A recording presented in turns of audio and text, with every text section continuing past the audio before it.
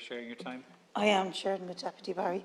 I want to thank Sinn Féin for bringing forward this motion, and I want to thank friends and comrades in the National Ambulance Service and Dublin Fire Brigade for talking to me over the last while and sharing notes with me. And I'm also proud to say that I've got to know a lot of them very well over the last few years, particularly since I was a councillor.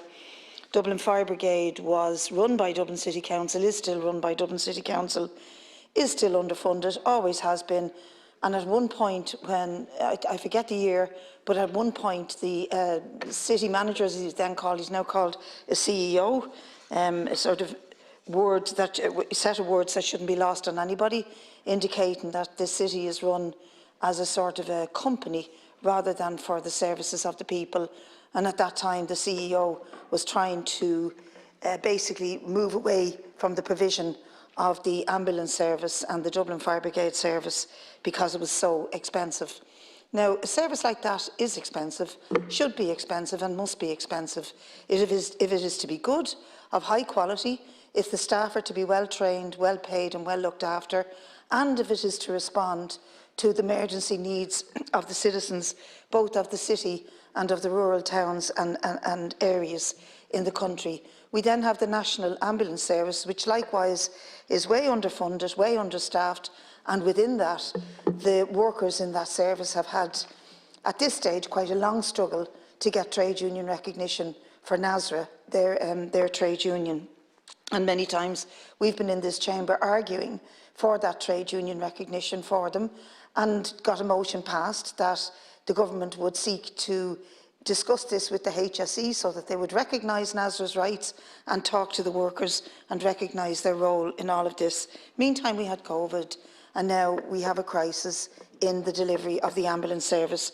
What I find interesting about how the workers view this is that they do recognise that although they're underfunded, understrained, understaffed, they do recognise that this is intrinsically linked to the whole question of the crisis in the health service, etc. Because even, as they say, if you fully staff the ambulance service tomorrow, there's still going to be a failure insofar as there are a lack of GPs, there's a lack of bed capacity, there's a lack of nurses, and there will always be backed up queues for the services when ambulances arrive at emergency departments. And if the ambulance was at full capacity, inevitably the ambulance would be left waiting outside emergency departments in the current climate and result in stagnant response times. But this is compounded by the failure of the government, of the department, to fully resource the service, particularly in rural Ireland, where many of the hospitals that were closed down have left a void, and it takes much, much longer for ambulances to reach the end point where they should be able to deliver a patient safely.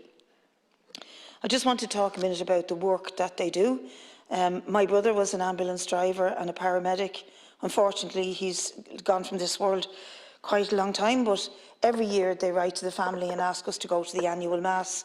I'm not into religion, but I do go to the Mass out of respect for him and the workers, and it's quite impressive to see how proud they are of what they do, of the service they deliver, of the job and the employment that they work for, and the camaraderie between each other and for the patients that they look after.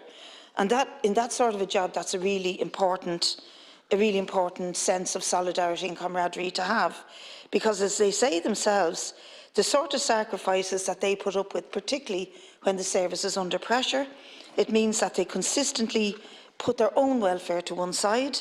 They often work for 5, 6 or more hours after shifts are finished. They repeatedly skip meals and rest times, and they sacrifice family events and their life-work balance and ignore their own mental and physical health needs. And this applies not just to the National Ambulance Service, but to the paramedics and the men and women of Dublin Fire Brigade as well.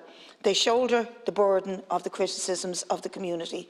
And whenever you can't get an ambulance, when you're waiting for ages for them, what you see is the ambulance driver and the paramedic, not the actual government or Minister Donnelly and those in the department who are failing to deliver a service for the community.